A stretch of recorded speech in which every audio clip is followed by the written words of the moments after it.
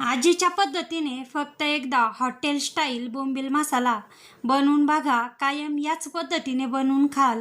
एवढा चविष्ट असा आजीने बोंबील मसाला किंवा बोंबील चटणी म्हणू शकता. आता आजीने काय केलंय, मातीचं भांडं घेतलंय, त्याच्यात पाणी उकळायला ठेवलेलं आहे. आता हे जे एक प्लेट असे बोंबील घेतलेले आहे, म्हणजे जवळजवळ एक मोठी वाटी बोंबलाचे तुकडे घेतलेले आहे, कट केलेले. आणि आता हे बोंबलाचे ते तुकडे आहे ना, ते आजीने मला धुवायला सांगितले होते. जवळजवळ आजीने 2 ते 3 पाण्याने स्वच्छ असे धुवून घेतलेले आहे. आता या पाण्याला उकळी येऊन दिलेली आहे आणि या उकळत्या पाण्यामध्ये ना हे बोंबलाचे तुकडे जे आहे ते टाकून दिलेले आहे. आणि 5 ते 1 मिनटं हे बोंबील जवळजवळ 80 ते 90% बोंबील आजीने शिजून घेतलेले आहे.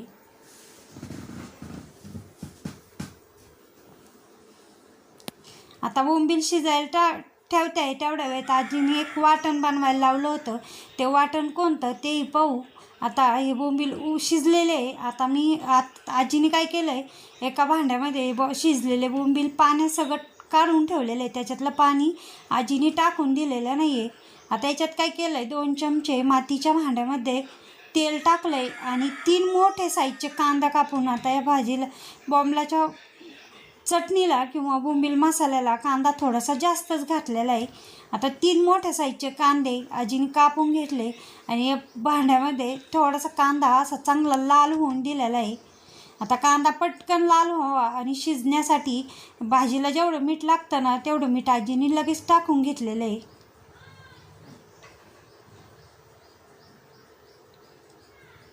आता ही टॉमॅटोची पेस्ट घेतलेली आहे. पण टॉमॅटोमध्येच आता तो मसाला वाटण कोणतं, टॉमॅटोमध्येच आलं, लसूण आणि 3 ते 4 अशा मिरच्या मी वाटून घेतलेल्या आहे.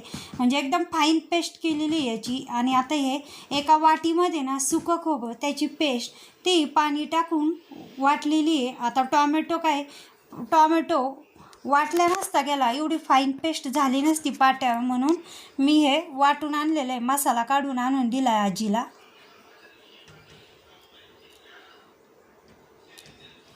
आता या 2 वाट्यांमध्ये टॉमॅटो, आलं, लसूण, मिरच्या एका वाटीत आणि एका वाटीत फक्त सुकं खोबरं.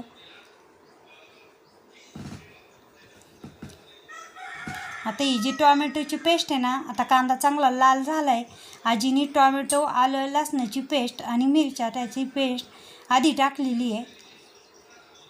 आणि त्याचा पण कच्चापणा म्हणजे तेल वेगळं होऊस्तोवर आजीने छान शिजून घेतलेली आहे. आता त्यानंतर मग आता याला ह्या मसाल्याला, कांदा टोमॅटोला तेल सुटलेलं आहे. मग आजीने काय केलं आहे, हे एक वाटण होतं सुका खोबऱ्याचं, ते वाटणही आजीने या मसाल्यात टाकलेलं आहे.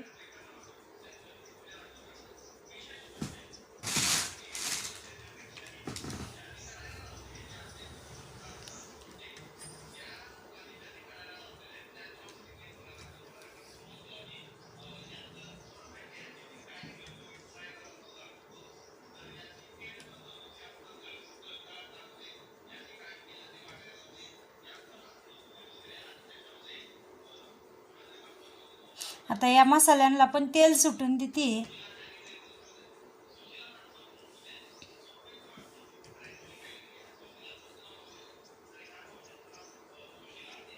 आता आलं लसूण आहे म्हणजे ते खाली तळाला चिटाकलं जातं, म्हणून ते आजीने असं हलवलेलं आहे कंटिन्यू. आणि थोडंसं असं मसाला शिजण्यासाठी ना पाणी टाकलेलं आहे, म्हणजे खाली लागत नाही मसाला.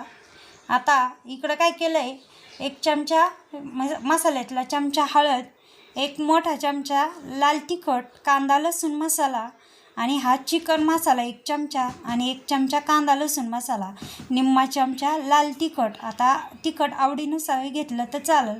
आणि हळद घेतलेली आहे मसाल्याच्या डब्यातला 1 छोटा चमचा हळद, 1 चमचा धनापूर्ण आजीने शेवट टाकलेली आहे. आता हे मसाले पुन्हा या ओल्या मसाल्यामध्ये तेल सुटून दिलं आणि हे बोंबील, जे शिजलेले बोंबील आहे ना, पाण्यासकट या मसाल्यामध्ये टाकले.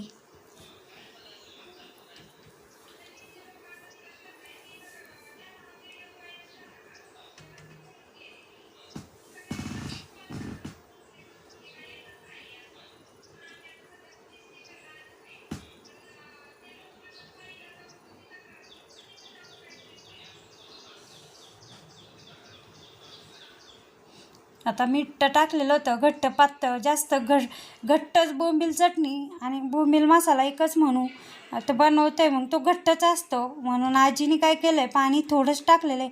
म्हणजे जेवढ्या पाण्यात बोंबील शिजवले ना तेवढंच पाणी टाकलं, थोडंसं चांगलं शिजवून दिलं. कापून घेतलेली कोथिंबीर टाकली.